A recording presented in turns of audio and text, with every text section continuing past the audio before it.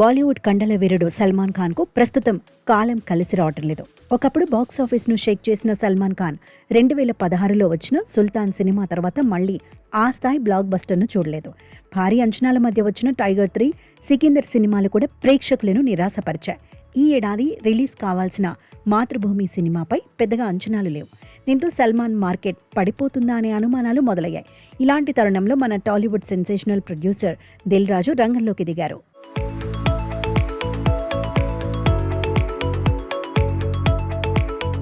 ఎంతో కాలంగా బాలీవుడ్లో గ్రాండ్ ఎంట్రీ ఇవ్వాలనుకున్న దిల్ రాజు ఈసారి దర్శకుడు వంశీ పైడిపల్లిని రంగంలోకి దించి ఒక పక్క కమర్షియల్ ఎంటర్టైనర్ను సిద్ధం చేస్తున్నారు.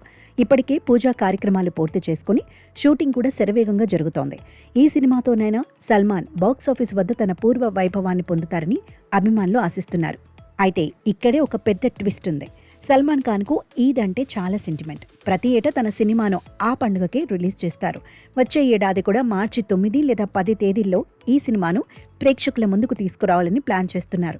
చాలా మందికి తెలిసిన విషయం ఏంటంటే అంతకంటే ముందే అంటే మార్చి 5న పాన్ ఇండియా వైడ్ ఒక భారీ తుఫాను రాబోతోంది. అదే సందీప్ రెడ్డి వంగ మరియు ప్రభాస్ కాంబినేషన్లో వస్తున్న స్పిరిట్.